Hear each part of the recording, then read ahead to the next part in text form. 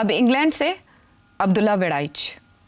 सेठी साहब, पिछले 100 साल में दुनिया भर में जितने भी तनाज़ात ने जन्म लिया है, अमेरिका बतौर सुपर पावर उन तमाम तनाज़ात में बिलवास्ता या बिलावास्ता शामिल रहा है। अब चीन जो कि सुपर पावर बनना चाहता है, उसके ख़ित्ते में उसकी दहलीज़ पे तनाज़ात जन्म ले रहे हैं, जिनमें अमेरिका अपने एलाइज़ की मदद के लिए एक्टिवली पार्टिसिपेट कर रहा है। लेकिन चीन मुसलसल अमेरिका का सामना करने से कतरा रहा है। क्या चीन के ये कतराव और गुरेज की पॉलिसी उसको सुपर पावर बनने का जो ख्वाब है उसे पूरा कर सकती है, या फिर उसे एक ना एक दिन अमेरिका को कॉन्फ्रंट करना ही पड़ेगा?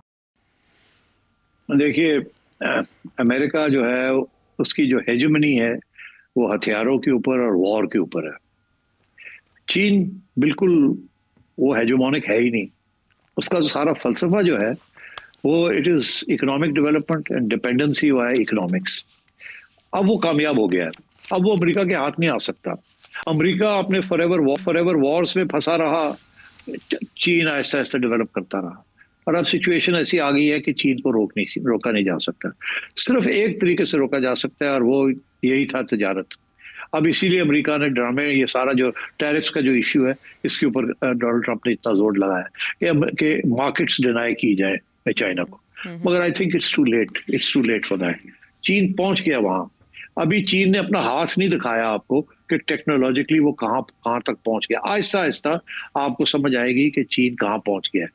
मेरे हिसाब से चीन is already overtaken in many significant ways American technology and technological advances, और ये अगले 3-4 साल में आप देखिएगा कि with the use of AI China will become the world power, और अमेरिका इसको रोक नहीं सकता। अब पाकिस्तान की पॉलिटिक्स की तरफ आता है ये सवाल नदीम ख्वाजा साहब सिडनी से। शार्प एंड स्ट्रेट क्वेश्चन, ये पीटीआई वाले तमाम निज़ाम को रीसेट क्यों नहीं कर देते by resigning from the national assembly? इसके बारे में जरा कुछ फरमा दीजिए। बेचारे कितनी दफा तो रिजाइन कर चुके थे, फिर वापस आ जाते। देखिए, प्लेटफॉर्म तो रखना चाहिए ना। अब रिजाइन कर देंगे तो क्या होगा? घर चले जाएंगे वो, हाँ, बाय इलेक्शन करके ये और मजबूत हो जाएंगे। तो इस वक्त तो जो मूड है ना, एंटी पीटीआई मूड, वो ये नहीं है जी कि जमहूरियत का कोई तकाजा है कि जी वो असेंबली चलनी है। वो जो असेंबली चला लेंगे, वो ऐसे ही चलाते रहेंगे। देखिए, यहाँ पावर की गेम है। It is not about institutions anymore. इसलिए वो रिजाइन कर देते हैं तो रिजाइन कर दे, घर चले जाएंगे। याद हो ना, रिजाइन करके कोई मूवमेंट लॉन्च करेगी। मूवमेंट तो वो रिजाइन करे किए बगैर भी कर सकते अगर कर सकते तो इसलिए इट डजंट मैटर। कम से कम असेंबली के अंदर रहेंगे तो लड़ाई झगड़े होते रहेंगे, इश्यूज को खड़ा किया जाएगा, और कल को असेंबली के अंदर ही कोई ना कोई सेटलमेंट करनी पड़ेगी। तो इसलिए ये अब वो जमाने गए कि जी क्राइसिस क्रिएट कर दें by resigning from the assemblies. वो खान साहब ने करके देख लिया था ना, पंजाब से रिजाइन करके चले गए थे तो उन्होंने पंजाब की गवर्नमेंट पकड़ ली एंड सो ऑन। तो इसलिए आई थिंक ये tactic is not relevant anymore. ठीक है, पीटीआई की पॉलिटिक्स डिस्कस हो रही है कि उनको रिव्यू करना चाहिए, रिविजिट करना चाहिए पॉलिसी को। तो दुबई से मोहम्मद कमाल सिद्दीकी साहब सजेस्ट क्या कर रहे हैं? If MQM can be without Altaf Hussain, then why not PTI without Imran Khan? Why not PTI without Imran Khan? Yes. MQM was an ethnic party based only in Karachi. PTI is a national party. Number one. Number two, PTI की कोई philosophy नहीं है, सिर्फ इमरान खान है। MQM की तो महाजर philosophy थी ना, क्योंकि वो तो अल्ताफ हुसैन ना भी हो तो वो फलसफा तो रहता है ना, महाजर की प्रोटेक्शन, कोटा सिस्टम, सिंधियों के खिलाफ jobs and so on and so fourth. तो इसलिए वो और फिनोमिनन था। इसीलिए जब उसको फारग किया तो उतना बड़ा झटका नहीं लगा झटका। मगर अभी भी MQM जो है वो MQM तो नहीं रही ना, जो कि सारा कराची को स्वीप कर जाती। तो एक इस किस्म के लीडर को हटाने के साथ फर्क तो बहुत पड़ता है। MQM को भी पड़ा है, मगर क्या जो उसके पीछे जो उसकी सोच थी, जिसकी वजह से अल्ताफ हुसैन को अहमियत मिली और MQM की फलसफे, वो यही थी ना, महरूमियत। कि महाजर ये समझते थे कि ये हम जिस प्रोविंस में हैं, हमें सेकंड क्लास सिटीजन नहीं बनने देना, हमने ये फर्स्ट क्लास सिटीजन रहना है। और यही लड़ाई झगड़ा MQM उर्दू स्पीकर से सिंधी स्पीकर्स का था। तो इसलिए आई थिंक PTI का तो वो प्रॉब्लम नहीं है। PTI is one man, Imran Khan. कोई और इकोनॉमिक फिलॉसफी नहीं है, कोई इस्लामिक फिलॉसफी नहीं है, कोई आइडियोलॉजी नहीं है, कोई कुछ नहीं है। It's a fan club, it's नफरत against the existing parties, and it's a new middle class जो कहती है कि एटलीस्ट दिस वे हमें एम्पावरमेंट मिलेगी, और उन्होंने इमरान खान को अपना लीडर बनाया है। इमरान खान के बगैर कोई पीटीआई नहीं है। ठीक है, इमरान खान साहब और अल्ताफ हुसैन साहब में फ़र्क जाना आपने। ये तो हो गया पाकिस्तानी सियासत पे। इस्लामी सियासत के हवाले से सवाल कासिम याकूब राजा फ्रॉम इंग्लैंड। सेठी साहब, अभी मीडिया पे चल रहा है कि इंडिया और चाइना जो है ये ईरान से सस्ता फ्यूल खरीद सकते हैं। ऑफिशियली पाकिस्तान क्यों नहीं खरीद सकता? इस पे थोड़ी रोशनी डालें। अगर पाबंदियां हैं ईरान पे तो सबके लिए होनी चाहिए, फिर 2 मुल्कों के लिए है नहीं है और बाकियों के लिए है, इस पे थोड़ी रोशनी डाल दें। देखिए, क्या होना चाहिए और क्या हो रहा है बड़ा फर्क है ना। होना तो यही चाहिए कि सबकी तरफ सबके लिए एक ही असूल होना चाहिए, मगर ऐसे नहीं है ना हकीकत में। रियाल पॉलिटिक है, रियासत के इदारे, रियासत के इंटरेस्ट है।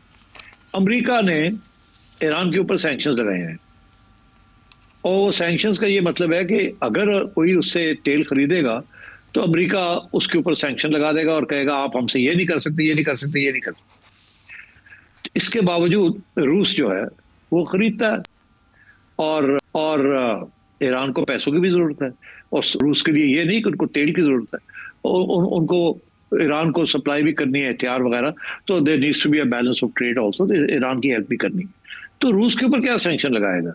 रूस doesn't mind these sanctions, too big for sanctions. India असली बात है, और चाइना ने कौन सी आप सैंक्शन लगाएंगे चाइना के ऊपर? चाइना आपके ऊपर सैंक्शन लगा देगा जिस किस्म की आप एक्सपोर्ट्स करते हैं, सो तो वो आप नहीं कर सकते।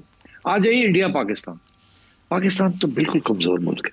पाकिस्तान को तो वो पाइपलाइन नहीं बनाने देते, कहते हैं पाइपलाइन बनाएंगे तो हम आपके ऊपर सैंक्शन लगा देंगे। आपकी सारी तजारत जो है, सारी तजारत यूएसए और यूके और जर्मनी और ईयू के साथ है, वहीं से आप सब कुछ खरीदते हैं और वहीं आप कुछ जो है बेचते हैं। आपको खास ना इंडिया को खास बेचते हैं, ना चाइना को खास बेचते हैं, ना रूस को। तो आपके तो सारा जो लाइवलीहुड है, रोना धोना आपका और खाना पीना जो है वो लगा हुआ है वेस्ट के साथ। अगर वेस्ट आपके ऊपर सैंक्शन लगाता है आप उड़ जाते हैं। तो वो जो जीएसपी प्लस है जो आपका स्टेटस, वो आप बर्दाश्त नहीं कर सकते। 3-4 छोटी छोटी चीजें, तो आप सैंक्शंस कैसे करेंगे? You can't fight America. India is now part of quad. India के साथ वो उसको खड़ा करना चाह रहे हैं अगेंस्ट चाइना। तो इंडिया के लिए स्पेशल कंसेशन है। इंडिया भी 30% ऑफ इट्स ऑयल ईरान से लेता है। इंडिया के ऊपर कोई सैंक्शन नहीं है, और अभी भी नहीं है, आगे भी नहीं होगी। तो ये अमेरिका की पॉलिसी है कि जिसके ऊपर चाहे सैंक्शन लगा दे, जिसके ऊपर चाहे ना लगाए, और जो लोग खड़े हैं मजबूत हैं वो बर्दाश्त कर लेते हैं, और जो नहीं है हमारे जैसे वो लम्बे पै जाते हैं। It's as simple as that. ठीक है, इतना सादा फार्मूला। और अब अदील लाहौर से। आपकी चिड़िया का एक ताल्लुक रावलपिंडी से जोड़ा जाता है। मैं आपसे जानना चाहता हूं, अगर मौजूदा डेडलॉक के हल के लिए तमाम फरीकैन आपको इख्तियार दें कि कोई फार्मूला दें जिस पर तमाम एग्री कर दें, तो आप क्या तजावीज़ देंगे? यार ये बस कर दें यार। कोई कहता है तो प्राइम मिनिस्टर बना देने हैं तो दसो की करोगे। कोई कहता है यार ये ना ऐसे किया करे तो बेहतर है। इनके कोई जवाब नहीं होते। इतना कुछ करने को है, मगर वो बहुत सी चीजें इनकलाबी चीजें हैं, तो अगर इनकलाब के बगैर वो हो नहीं सकती। और इनकलाब के साथ भी कभी कभी उल्टा ही हो जाता है, गड़बड़ हो जाती है। तो इसलिए बहुत से इकदाम हैं। ये सारी सियासी जमातें जो हैं, सबके मैनिफेस्टोज हैं ना, आप पढ़ लीजिए। अगर ये सिर्फ अपने मैनिफेस्टोज इंप्लीमेंट कर दें तो मसला हल हो जाता है। तो आप मेरे से क्या पूछते हैं? आप इनके मैनिफेस्टो देख लें, टिक कर दें ये चीजें होनी चाहिए। That's right. सबके अच्छे मैनिफेस्टोज हैं, बट एक्चुअली हकीकत में होता कुछ और है।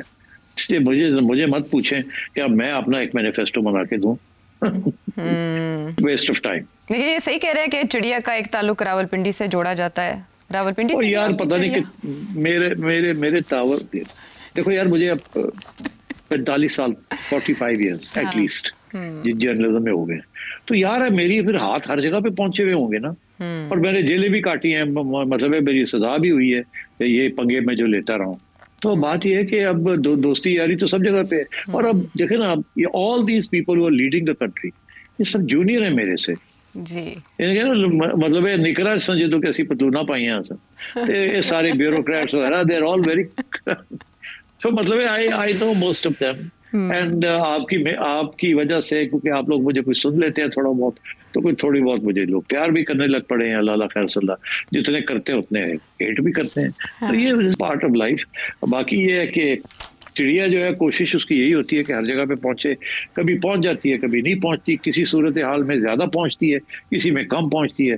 तो हर इदारे के साथ दोस्ती यारियां भी हैं, दोस्त भी हैं, और लोग वो भी हैं जो पसंद नहीं करते। तो लाइफ गोज ऑन। हाँ, तो चिड़िया की परवाज़ हर जगह पर है।